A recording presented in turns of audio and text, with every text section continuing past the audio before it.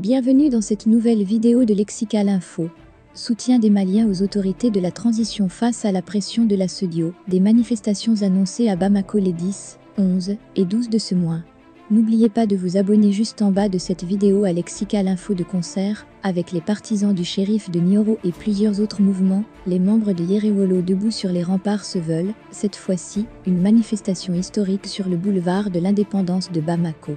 À la faveur du meeting tenu ce lundi 6 décembre 2021 à la Bourse du Travail, ils ont appelé les Maliens à manifester ce vendredi 10 décembre au dimanche 12 à Bamako et partout au Mali, face à la montée en puissance des pressions de la SEDIO sur les autorités maliennes. Le Mali doit forcément continuer à exister pour l'éternité, avec ou sans la SEDIO, selon Yerewolo debout sur les remparts. S'il demeure sans équivoque que la terre malienne appartiendra toujours aux citoyens lambda, la prolongation de la transition doit alors relever du choix des Maliens, mais pas le contraire, indique-t-on.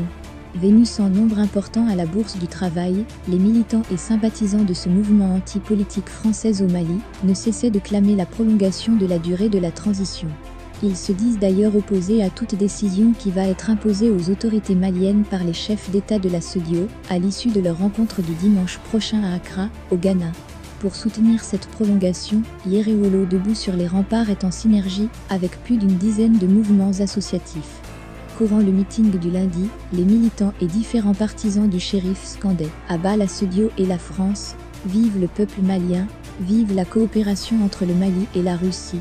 À cela s'ajoutent certains messages qu'on pouvait lire sur les banderoles. Stop au génocide de la France au Mali et dans le Sahel. La France entraide au Mali et aide au terrorisme, constitue le maillon essentiel des forces qui détruisent la paix au Mali en utilisant le paravent de l'ONU. Non à l'occupation du Mali par la France. L'heure est venue de sauver ce pays, le Mali qui a tant souffert depuis des décennies, suivant l'ex-député Moussa Diarra. Nous devons sortir les 10, 11 et 12 de ce mois pour sauver le Mali, notre pays. Parce qu'il est écrit dans l'article 22 de la Constitution du 25 février 1992 que la défense de la patrie est un devoir pour tout citoyen. Ce qui se passe de nos jours n'est caché à personne. Nous pouvons alors dire que le Mali fait face à la pression de la communauté internationale via la SEDIO, ajoute Moussa Diarra. De l'intérieur, comme de l'extérieur, les Maliens doivent s'unir pour, dit-il, ces trois jours de manifestation.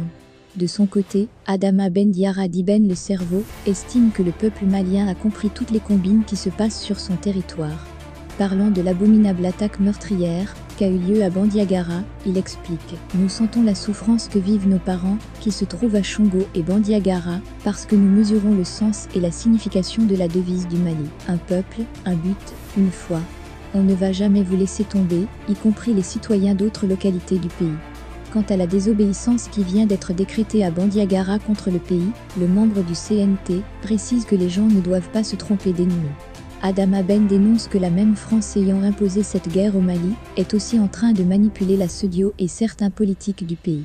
Cela, déplore-t-il, pour dire que les élections doivent se tenir à date. Chose qui, dit-il haut et fort, n'est aucunement possible dans la mesure où l'État ne contrôle pas une grande partie de son territoire. Ils veulent la guerre civile au Mali, mais nous inviterons cela par la grâce de Dieu. Des efforts se poursuivent pour la dotation du Mali en équipement militaire. Et je vous jure que le Mali sera dans un tournant décisif dans les semaines à venir, promet l'enfant de Cathy. Abordant dans le même sens, Aboubakar Siddiq Fomba du Morema, voire les représentants des commerçants, ceux des transporteurs et les différents mouvements qui défendent la vision du shérif de Nioro ont, tour à tour, appelé les Maliens à des mobilisations de taille les 10. 11 au 12 décembre au boulevard de l'Indépendance de Bamako. Merci pour votre aimable attention et n'oubliez pas d'activer la cloche de notification pour recevoir les prochaines informations.